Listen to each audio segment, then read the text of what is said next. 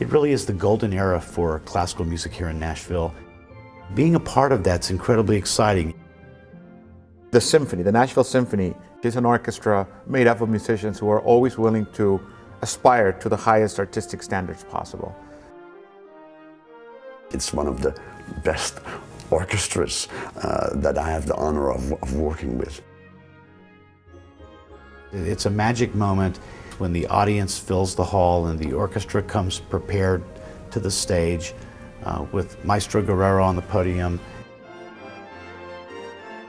I have sat in many different spots in this concert hall, and I am always amazed at the quality of the experience that I receive. People get touched in their heart and celebrate their soul together with ours and make a wonderful concert experience together. Every detail of this year's season was painstakingly selected and prepared by Giancarlo Guerrero, by the musicians of our orchestra, by our artistic staff, to make sure that the experience for Nashville was absolutely out of this world. You know, 2 years ago, we handed the baton over to Giancarlo Guerrero. I like having that sense that this is now my orchestra and my community.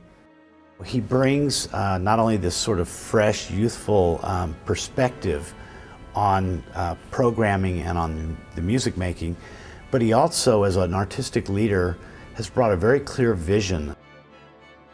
Our opening gala, which is not on the classical subscription series, but a special event with the once-in-a-lifetime opportunity to hear Mahler's Symphony of 1,000, Symphony number 8. It really is a spectacle. I mean, P.T. Barnum only wished he could have created the Mahler 8th Symphony. To be able to put a piece that is so massive, it requires 300 plus choral singers, plus 9 soloists, and an orchestra of over 130. And ever since the hall opened, we haven't tried it.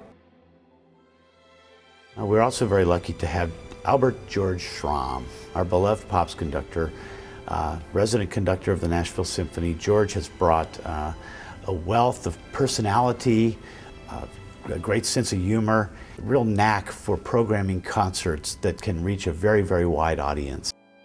We have to form an emotional bridge between the orchestra and the audience at all times, because I think people want that to be there, and I think if we are successful in establishing an emotional contact between the audience and the Nashville Symphony Orchestra, I think we enrich both of our lives.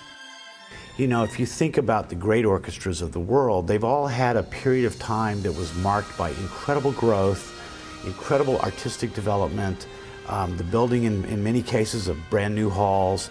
And 100 years from now, I personally believe, because in large part because of our dedication to new music, that audiences will look back all over the world and say, you know, that piece was premiered at the Nashville Symphony and the great Schermerhorn Symphony Center, and you want to be a part of it. You really don't want to miss it.